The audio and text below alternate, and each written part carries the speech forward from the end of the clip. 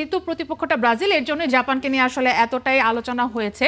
Kylian এমবাপ্পের কল্যাণেই কিন্তু France বিশ্বকাপ জিতেছে। সবকিছু মিলে কিন্তু দুর্দান্ত ছন্দে রয়েছে ফ্রান্স। বিশ্বকাপে আসার আগে কিন্তু তারা ব্রাজিলকে 3-2 গোলে হারিয়েই কিন্তু বিশ্বকাপে তারা এসেছিল। জাপান এবার যেভাবে আসলে বিশ্বকাপে এসেছে এবং যেভাবে তারা প্রতিদ্বন্দ্বিতা করছে, তাতে ব্রাজিলের কিন্তু একটা ভয় পাওয়ার কারণও রয়েছে। জি, জাপানের যে টেকনিক এবং ট্যাকটিক্স গুলো নিয়ে আমরা দেখছিলাম, জাপান আসলে শুরু থেকে যেভাবে খেলছে এবং এশিয়া থেকে তারা নিজেদের শক্তিটা তারা দেখাচ্ছে ফুটবল বিশ্বকাপে এসেও, এবং সারপ্রাইজিংলি নেদারল্যান্ডসের সাথে যেভাবে তারা খেলেছে, নেদারল্যান্ডসের সাথে তারা ড্র করেছে, ড্র করার পরে এবং ব্রাজিলের যেহেতু নকআউটে তারা মুখোমুখি হচ্ছে। তো হিত, আপনার যদি মনে থাকে বিশ্বকাপে আসার আগে কিন্তু তারা ব্রাজিলকে 3-2 গোলে হারিয়েই কিন্তু বিশ্বকাপে তারা এসেছিল এবং এই ম্যাচটাতে রাউন্ড অফ 32-তে জাপান ব্রাজিলের সাথে খেলবে এবং ব্রাজিলকে তারা যে হারিয়ে এসেছে এই আত্মবিশ্বাসটা নিয়েই কিন্তু তারা এই বিশ্বকাপে এসেছিল। বিশ্বকাপে আসার পরে ব্রাজিল দলটাকে, আনচেলত্তির ব্রাজিল দলটাকে আসলে যেভাবে চ্যালেঞ্জ জানিয়েছে, আমি নিশ্চিত এই রাউন্ড অফ 32-তেও একটা কিন্তু বড় হিসেব নিকেশ অপেক্ষা করছে। সেই ক্ষেত্রে ব্রাজিলের কোচ আনচেলত্তি এবং জাপানের যিনি কোচ আছেন সেই কোচ নিয়েও কিন্তু একটা বিশাল লড়াইয়ের অপেক্ষা করছে। সব কিছু মিলিয়ে রাউন্ড অফ 32-তে আমরা আরও বেশি যদি বলি জাপানের এই কিভাবে তারা আসলে এই পর্যায়ে তারা এলো।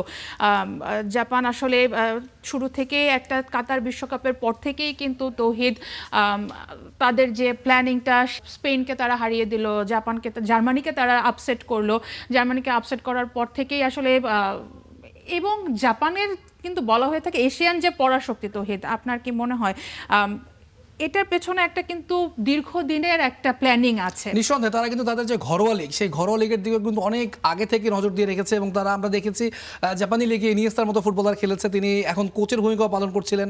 সবকিছু মিলে তারা কিন্তু এই প্রসেসটাতে অনেক লম্বা সময় থেকে আছে এবং জাপানকে এশিয়ার পরাশক্তি কিন্তু আসলে মুখে মুখে এমনি বলা হয় না, নিশ্চয়ই তারা মাঠে সেটা প্রমাণ করেছে এবং মাঠে প্রমাণ করেই কিন্তু তারা বিশ্বকাপে জায়গা পেয়েছে এবং তারা দেখালো যে আসলে তাদের সক্ষমতা কতটুকু রয়েছে এবং বড় একটা পরীক্ষায় কিন্তু অপেক্ষা করছে জাপানের জন্য। Presenting Walton Crystal Series.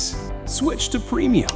Switch to Crystal. যেহেতু প্রতিপক্ষটা ব্রাজিল, এর জন্য জাপানকে নিয়ে আসলে এতটাই আলোচনা হয়েছে। তৌহিদ, আরও একটা ম্যাচ নিয়ে যেটা নিয়ে কথা না বললেই নয়, আজকে যে ম্যাচটা সেটা হচ্ছে ফ্রান্স এবং নরওয়ে। কিলিয়ান এমবাপ্পে বর্তমান সময়ে সবথেকে বেশি বিধ্বংসী দুই ফরওয়ার্ড, কিলিয়ান এমবাপ্পে এবং আর্লিং হালান্ড। নিঃসন্দেহে এই যে ম্যাচটা রয়েছে, এটা আসলে যদি আপনি গ্রুপের হিসাব করেন তাহলে খুব একটা বেশি গুরুত্বপূর্ণ না, তবে গ্রুপ চ্যাম্পিয়ন এবং রানার্স আপ তারা প্রতিপক্ষ হিসেবে কাকে পাচ্ছে সেটা নির্ধারণ করার জন্য অবশ্যই এই ম্যাচটা হিসাব নিকাশের বাইরেও কিন্তু আসলে ফুটবল প্রেমীরা যেই ক্ল্যাশটা দেখার জন্য অপেক্ষা করছে, কিলিয়ান এমবাপ্পে এবং আর্লিং হালান্ড। দুজনের যে পারফরমেন্স, দুজন যে গতিতে আসলে বিশ্বকাপে ছুটছে, দুজনে আসলে প্রথম দুটো ম্যাচে 2-4টা করে তারা গোল করেছে এবং তারা কিন্তু এখন পর্যন্ত গোল্ডেন বলের রেসে মেসির সঙ্গেই রয়েছেন।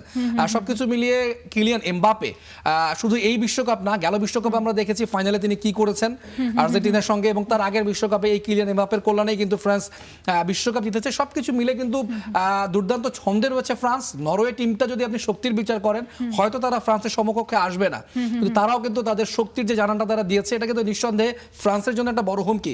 খাতা কলমের হিসেব দিয়ে তো আসলে ফুটবলটা হয় না, মাঠের খেলাটা যারা এগিয়ে থাকে শেষ পর্যন্ত, শেষ হাসি তারাই হাসে। সেই ক্ষেত্রে নরওয়ে টিমটা যদি আপনি দেখেন, মার্টিন ওদেগার্দের মতো তারা ফুটবলার রয়েছে মিডফিল্ডে, যে চালিকা শক্তি। আর্লিং হালান্ডের জন্য বল সাপ্লাইয়ের যে কাজটা, সেই জায়গায় কিন্তু দুর্দান্ত একজন মিডফিল্ডার রয়েছে যিনি কিনা প্লে মেকিং রোল করে থাকবে এই ম্যাচে। এমবাপ্পের জন্য কিন্তু সমান একটা শক্তির দল রয়েছে পেছন থেকে তাকে বল সাপ্লাই করার জন্য। তার বাম দিকে দেজিরি দুইয়ের মতো ফুটবলার রয়েছেন, ডান দিকে ডেম্বেলে। এই যে ট্রায়ও তারা মাঠে নামাচ্ছে, দেজিরি দুইয়েও দুর্দান্ত ছন্দে রয়েছেন। ডেম্বেলের কথা না আসলে আলাদা করে বলার সুযোগ নেই, তিনিও দেখিয়েছেন আসলে তিনি কেন এখন বর্তমানে সেরা উইঙ্গারদের মধ্যে একজন।